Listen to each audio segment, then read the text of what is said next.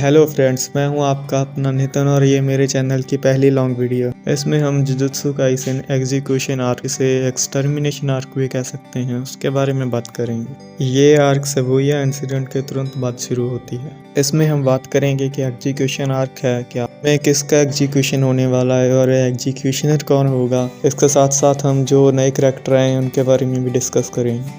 After Shibuya incident jujutsu के कुछ higher ups 5 orders pass करते हैं जो कि शिबुया में हुए कांड को मद्देनजर रखते हुए पास किए गए हैं। फर्स्ट, सुगुरु गेतो की डेथ पेनल्टी। हायर अप्स ने अनाउंस किया कि सुगुरु गेतो जिंदा है और उसे फिर से डेथ सेंटेंस दी जाती है। ऑब्वियसली उन्हें नहीं पता है कि इसके पीछे किंजाकू है, उन्होंने सिर्फ अपीयरेंस देखी। लेकिन गोजो को जुजुत्सु वर्ल्ड से बैन और एक्साइल कर शिबुया की तबाही का जिम्मेदार गोजो को ठहराया गया है, तो जुजुत्सु वर्ल्ड से एक्साइल कर दिया गया है और बैन भी।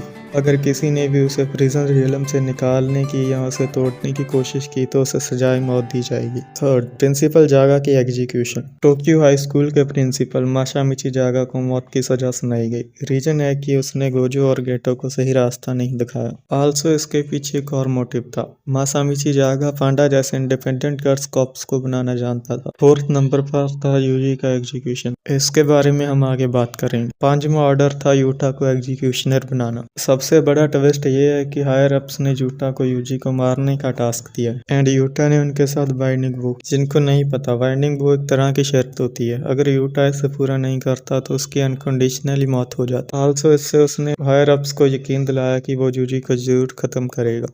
आखिर यूजी इतादोरी का एग्जीक्यूशन क्यों जारी किया गया, इसके पीछे कई रीजन है। फर्स्ट ऑफ ऑल, यूजी सुकना की फिंगर को खाने के बाद भी जिंदा रह सका। हायर अप्स को डर था कि सुकना अगर अपनी पूरी पोटेंशियल पे आ जाए तो उसे काबू नहीं किया जा सकता, इसीलिए वो यूजी इतादोरी को शुरू से ही मारने की प्लानिंग में थे। ये वो गोजो के सील्ड होने के बाद प्लान कर सके, क्योंकि इससे पहले गोजो यूजी को उनसे सेव कर रहा था। गोजो ने कह रखा था अगर कोई भी यूजी इतादोरी को मारने की कोशिश करता है तो वो पूरे हायर अप्स को जान से मार देगा। सेकंड रीजन ये था कि शिबुया में जो मास्कर सुकना ने किया, उससे अधिकारियों को लगा कि यूजी का जिंदा रहना लाखों मासूमों की जान को खतरे में डालना है। इसी के साथ उन्होंने इस आर्क में कुछ नए कैरेक्टर्स को इंट्रोड्यूस किया है। नाया जैनिन, जो जैनिन क्लैन के नए हेड के लिए चुना गया है।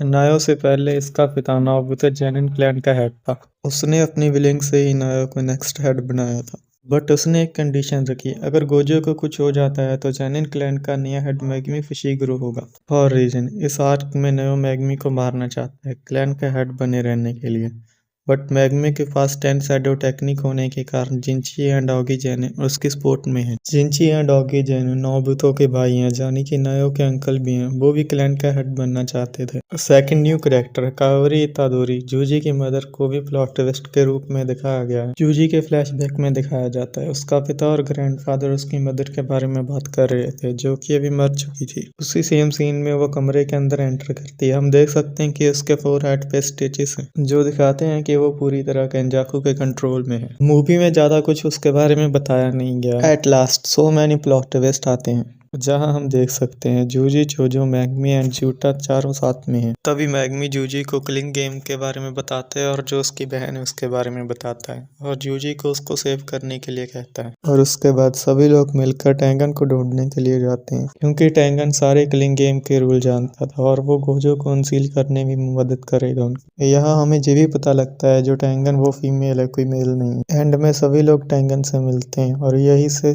क्लिंग गेम आर्क शुरू होती है। उसके बारे में हम नेक्स्ट वीडियो में बात करेंगे। ऐसे और plots and mind blowing concept के लिए सब्सक्राइब कीजिए, लाइक कीजिए एंड मिलते हैं नेक्स्ट वीडियो में। एम करते हैं 100 लाइक का।